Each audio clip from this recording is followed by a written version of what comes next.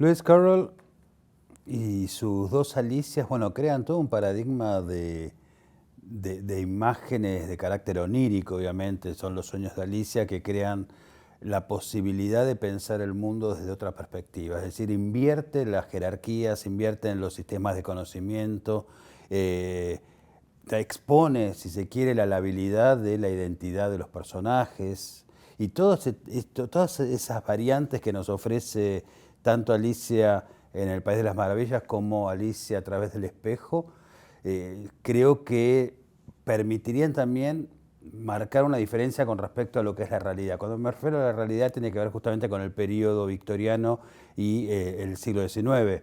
Alicia se publica en 1867 y Alicia a través del espejo se publica en 1871, es decir, en pleno periodo victoriano, un periodo de cierta rigidez con respecto a lo que es la moral, con respecto a lo que es las posibilidades de conocimiento, etc. Y esto, evidentemente, desde un punto de vista onírico, le permite a Lewis Carroll poder modificar la percepción del mundo y la percepción realista que se tenía incluso dentro de lo que era la narrativa de su época. Estoy pensando en un Dickens, por ejemplo, ¿no?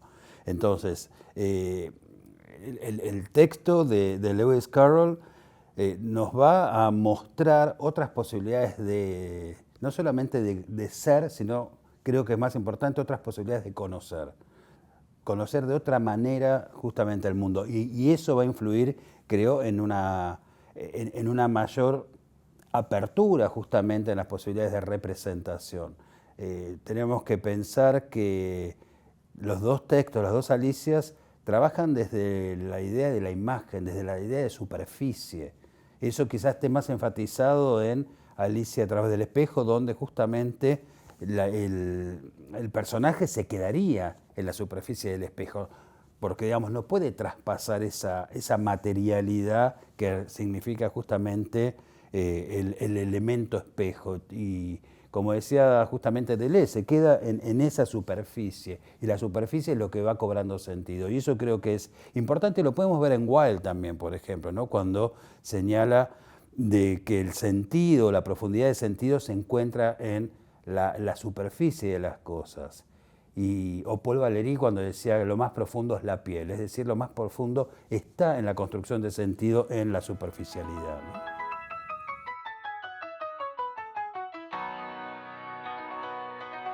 La influencia que tiene Alicia en el País de las Maravillas en lo que es la literatura inglesa, bueno, es enorme desde el siglo XIX y sobre todo a principios del siglo XX es importantísima. Por ejemplo, la primera traducción que se hace al español es del año 1927, por eso hablaba a principios del siglo XX, ¿no? Sobre todo. Y Breton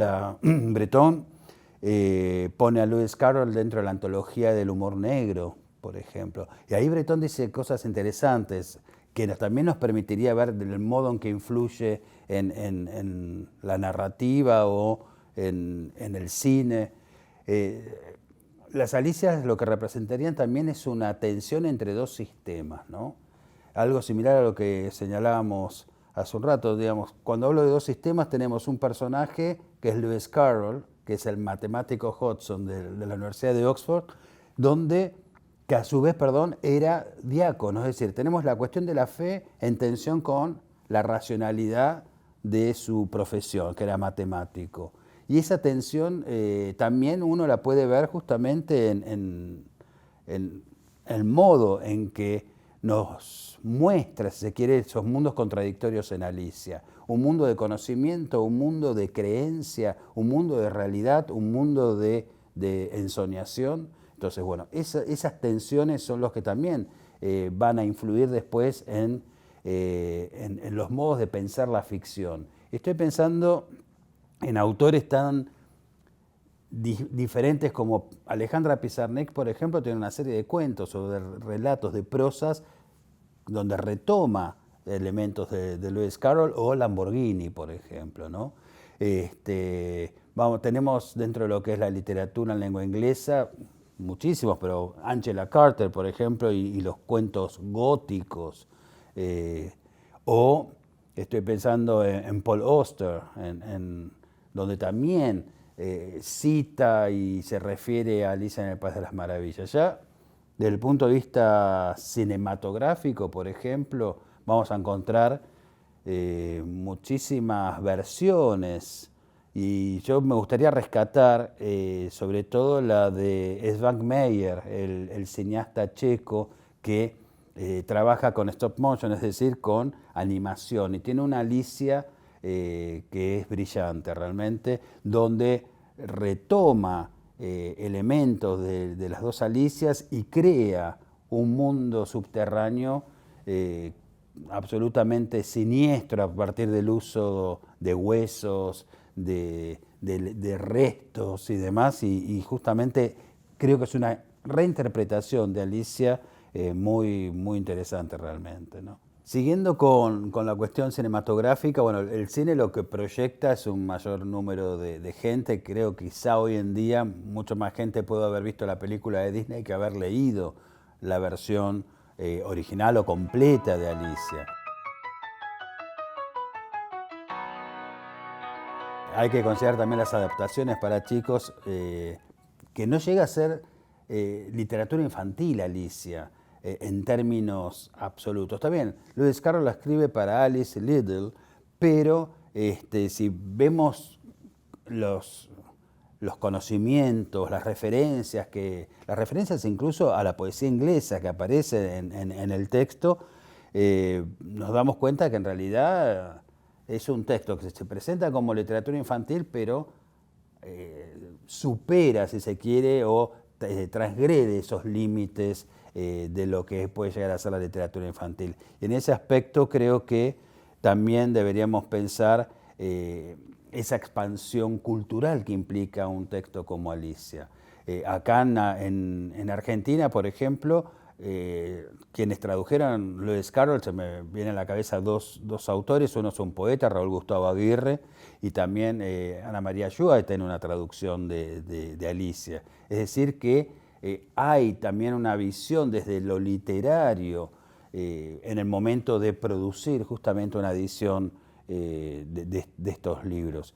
El otro aspecto que también deberíamos tener en cuenta con respecto a la traducción es la dificultad del texto. Lewis Carroll recorre todo el texto a partir de juegos de palabras intraducibles. Lo que hay que hacer es adaptarlo al idioma que se traduce,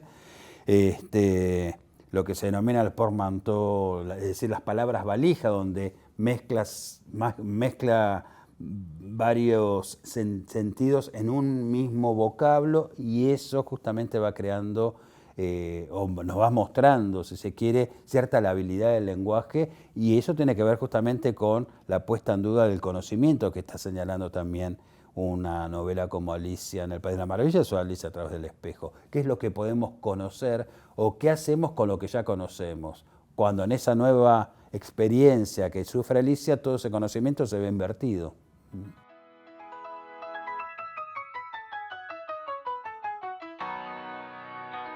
Un aspecto importante que no podemos dejar de lado es el contexto de producción de Alicia. El texto nace de una narración oral que hace justamente Lewis Carroll a las hermanas Liddell en un paseo por el río, por el Támesis. Y esto no es importante porque en última instancia está colocando el relato en una primera instancia oral, es decir, que está construyendo la historia inicial de Alicia en el plano de la oralidad y en el plano de lo popular. Es decir, a partir de ese relato oral, Lewis Carroll empieza a tomar elementos típicos de los cuentos populares. Cuando él, en 2 años, que es más o menos, o 3 años hasta que se publica el libro, hace una serie de modificaciones importantes con ese relato inicial. Y esas modificaciones implican tomar esas leyendas y ese cuento de narración oral mezclados justamente con juegos de palabras, con referencias más eruditas, etc. Entonces, esa transformación del oral a lo escrito implica claramente también una conciencia por parte de Lewis Carroll de lo que es la creación literaria. Y eso ya nos está hablando de un paradigma que tiene que ver con un contexto determinado, como decíamos recién, que es ese periodo victoriano. ¿Y qué es lo que toma Lewis Carroll de ese periodo? Evidentemente, arquetipos de formas de comportamiento, de formas de conocimiento, etc. Y lo que hace es invertirlo. Aquello que puede tener una identidad fija, determinada en el plano de la realidad, aparece dentro de Alicia absolutamente cambiado, modificado. Como decía hace un rato, las identidades son lábiles. No hay una conciencia de lo que significa yo, por ejemplo. Esa primera persona aparece diluida. Los personajes están poniendo en tela de juicio, como señalábamos, y es muy fácil de ver, los conocimientos que Alicia adquirió en el colegio, en la escuela, por ejemplo. Entonces, ¿qué es lo que se puede conocer? Volvemos a lo mismo. Y eso tiene que ver justamente con una respuesta hacia el periodo victoriano. El otro aspecto con respecto a la identidad tiene que ver justamente con pensar la figura de Alicia como un personaje abyecto. ¿Qué significa esto? Significa que se modifica su cuerpo a través de lo que ingiere. Ella bebe y su cuerpo crece, come, su cuerpo se reduce. Entonces, estas modificaciones del físico de Alicia también influyen en los modos de percibir la identidad, en los modos de pensar qué significa Alicia en tanto nombre, porque los nombres también son modificados, lo cual, que lo que está haciendo Lewis Carroll, poner en tela de juicio la relación entre palabra y objeto. Todo el tiempo, a lo largo de toda la obra, está mostrándonos que la relación palabra y su referencia es claramente arbitraria.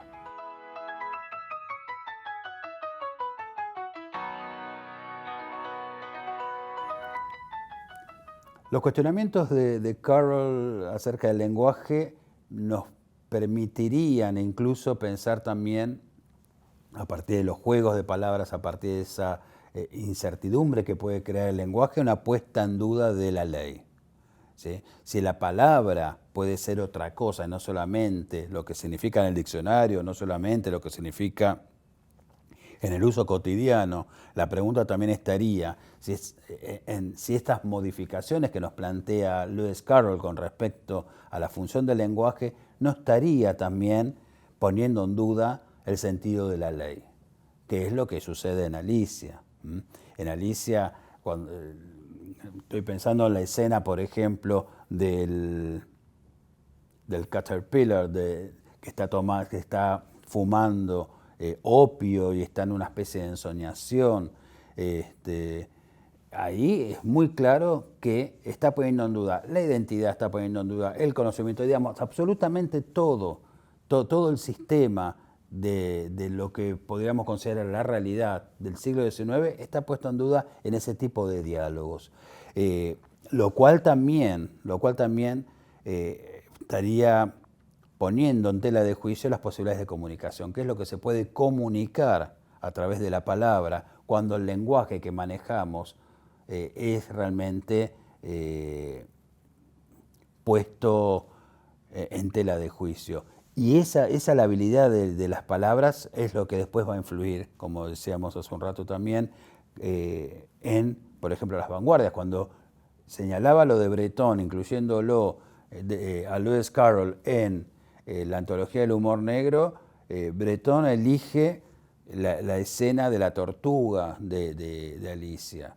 Y esa elección tiene que ver también con una lectura, con una apropiación por parte de cierta vanguardia o por lo menos de cierta experimentación con el lenguaje. Y yo creo que en ese punto de vista, una de las aperturas que hace Lewis Carroll para los escritores del siglo XX es tener ciertas libertades con los usos del lenguaje, que después van a haber ciertos elementos que van a aparecer en el Dada, en el surrealismo, etc.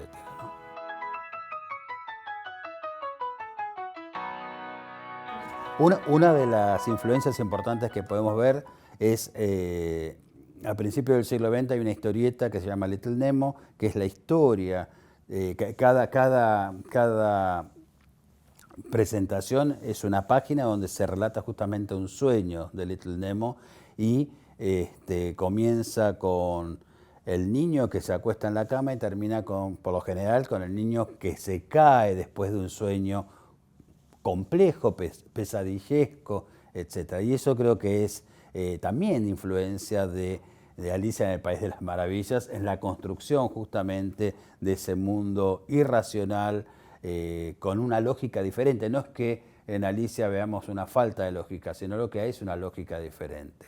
Y eso también va a permitir la apropiación de otros géneros. Estoy pensando, por ejemplo, en Jefferson Airplane.